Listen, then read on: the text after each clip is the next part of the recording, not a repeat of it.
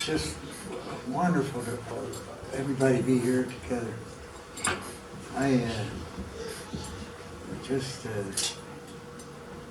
when I heard this gathering was going to occur, I just wondered why people celebrate, make so much of a 90th birthday, and then I realized because so many don't make it this far. No, because it's your birthday. But, Happy birthday to you. Happy birthday to you. Happy birthday, dear Dad. Happy birthday to you.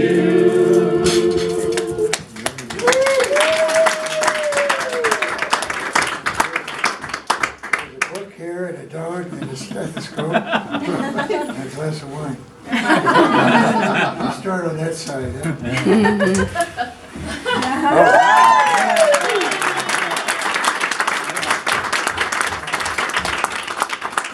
I wanted to also mention about the people that are here from a long distance. It was very, very flattering. Here's my wonderful son, David. I hope you met tonight. He's all the way from Austin, Texas. And Cindy, my lovely oldest daughter, all the way from Meeker. And great, great surprise, Rick and Barbara Jenkins here from Greeley. And Olivia couldn't be here because she's in Georgia. But it's just very exciting. I also want to mention how grateful I am, not only that you're all here, but that Mark Dunn right here is responsible for all of this. He insisted on it. I'm not supposed to know that, but he's done all the bells and whistles, everything.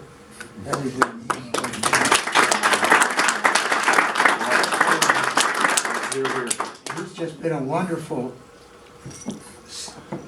son-in-law and a special friend and the most generous person I've ever known. Hey, in my life. But and Susan and Retta organized and orchestrated this whole thing with a lot of work, and it's just wonderful. And because of Susan's Jim Giltner, we're able to be in this wonderful facility. So it's just that when I started thinking about why I made it to 90, I realized, as I've said many times, it was good luck. I just have had so much good luck. But also, I just want to, but now that there are some people in this room, and they know who they are, who have told me a number of times, first, don't talk so much. The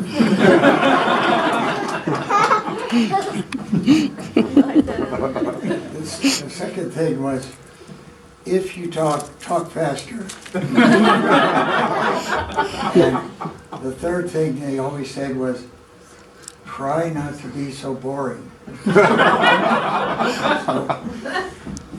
So I'm trying. You're never but boring.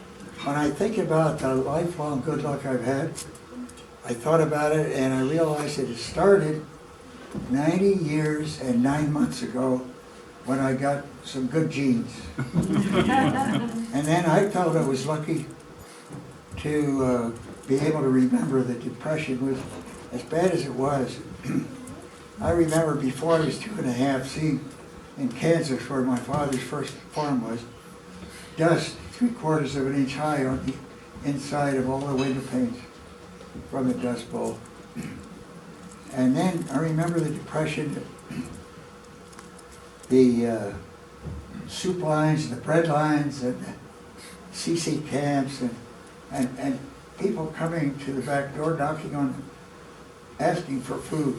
It was just an amazing time. But then on the second farm in Pennsylvania, where my father just pulled all the equipment with horses, and it was just a fantastic little hamlet west of Philadelphia. It's good to have such memories of it, of the old stone house and Frank Shoemaker's general store, and train tracks and the big black steam engine that came and stopped there once in a while. And there was a sawmill and a blacksmith and a mushroom cellar, which is probably why that was scary. Why you hate mushrooms? Probably why I don't like mushrooms. But the covered bridge over the Brandywine River and swimming hole was just a great place. But my father died early when I was 4, and my mother was 5 months pregnant with my little brother, and no insurance, and depression. So that was a tough time. But then the next great good luck was that my mother was able to get me into the Hershey School. I don't know if all of you heard about the Hershey School. It's at that time it was a school for white boys in Pennsylvania. It still exists, but now of course there are females in all ethnic groups. But Milton Hershey, the chocolate baron, had founded that school, and he educated and clothed, housed, fed 1,000 boys over and over. And it must have been tough at that time in the Depression. But the first 3 years, I went there in 1934 at age 7, and the first 3 years were in a department. And they had about 45 or 50 farms and a lot of departments, and that department was with 22 other boys. And then 3 years later, I was transferred to the farm, and it was a working farm. We milked the cows, we gathered eggs, and we threw down hay and put up silage. It was really good.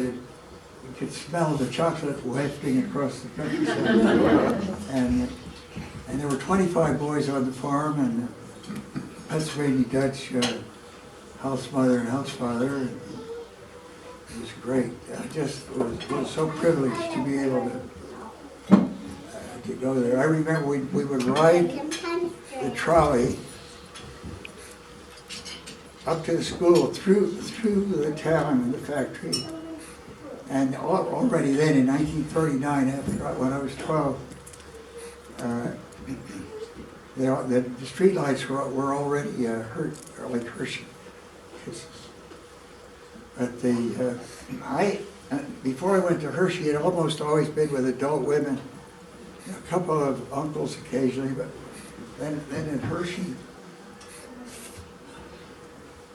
it was the 1,000 boys all the time. So I was riding on this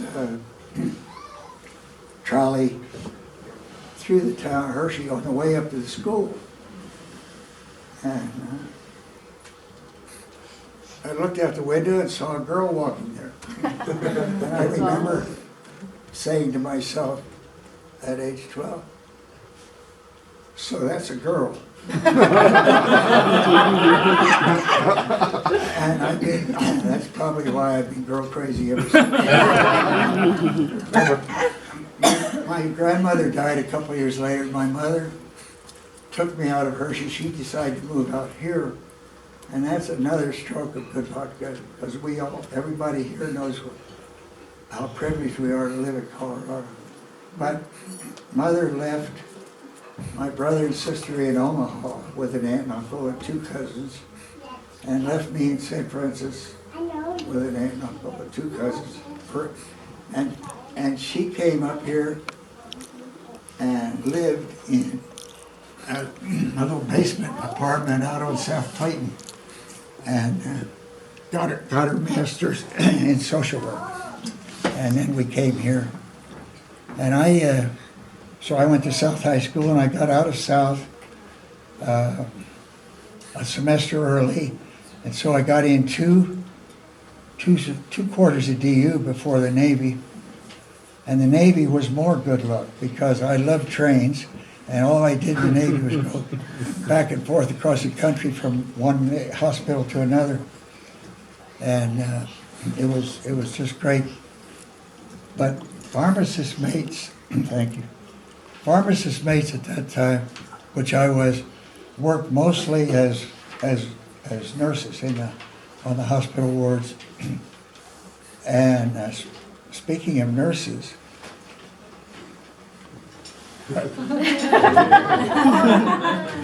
I think not everybody here knows that lovely Laura, Ryan's wife, just got her RN. Wow, After, nice. after years of hard work, but because of her brilliance and interview skills, she went right from school to a very prestigious hospital, St. Anthony's, and is right in neurotrauma right now, neurotrauma ICU, right out of school. That's pretty amazing, actually. Really amazing. So in the Navy, I never got close to combat. I only got on a ship once that being transported down to a naval hospital in Panama. But I did get to experience what it was like to think that I was going to be a corpsman on a South Pacific beach. But because I was on the way to Fleet Marine School when Harry Truman dropped those bombs on Hiroshima and Nagasaki and brought an end to the war. So after the war, there was a shortage of doctors, and medical schools were admitting pre-med students after 3 years if they had science requirements.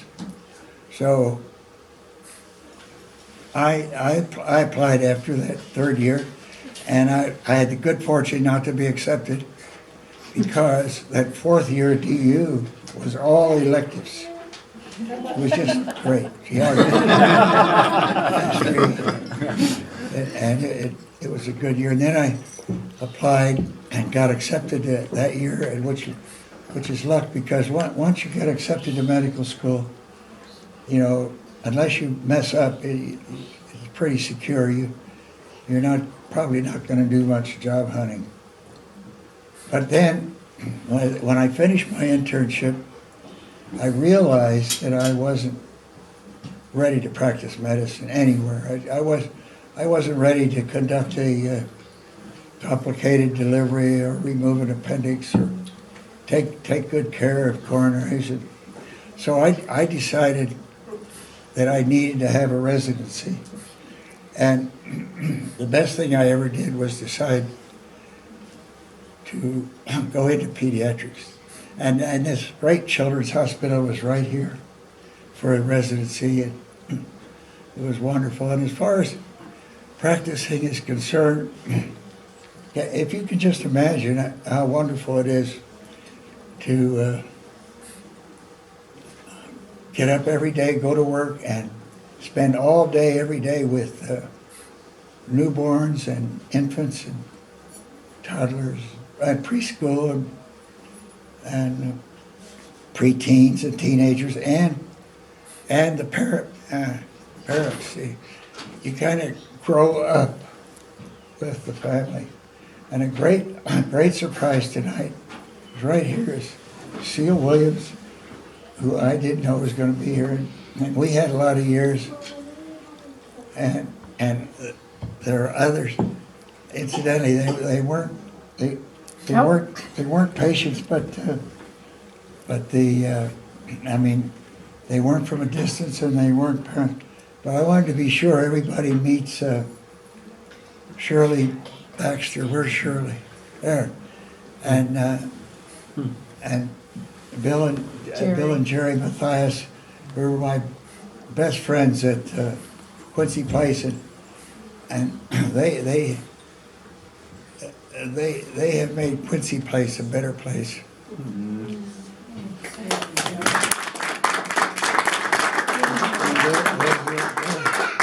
They're here tonight, but also Diana and Vic Catapotis, just wonderful parents and grandparents for years. That they still are. Diana taught me more about parenting than I could imagine. And right there across the same table are Colleen and Jim Schaefer, just wonderful parents. And they have 4 terrific boys. Most of them are in their 30s now, and they're just terrific. And I just happen to know Colleen is, probably Jim too, but Colleen is mothering them every day. I know that. and they're scattered from London, New York, and California. But another example of how nice it was to do pediatrics and have the relationships after retirement. Sometimes I'll have a knock on the door at Quincy Place, and there'll be Colleen. Colleen happens to be a very fine physical therapist, and if she has a patient there, if she has time, she'll come by, and we've had some visits. So it's extra special. And I don't know, I don't think I'm missing anybody. Mary Sullivan is in China and couldn't be here. And Debbie Fudd couldn't be here, but so it was wonderful. Now I just want to mention one more thing. Again, I want to thank Mark and make sure that how wonderful this is, Mark, and the amazing work that Retta and Susan have done for this, and Jim making it possible. It's just and having you all here. It's just after 90 years and 9 months, this really is the icing on